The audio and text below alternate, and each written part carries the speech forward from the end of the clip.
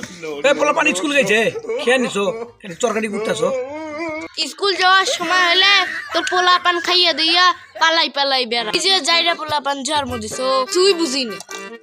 ওই দেখো গা মাত খাইয়া খেলা খেলাইতেছে দেখতাছি আমি দেখতাছি পোলা পানের হাত ডুবুটি ভাঙি হালাই দিমু আজকে হাত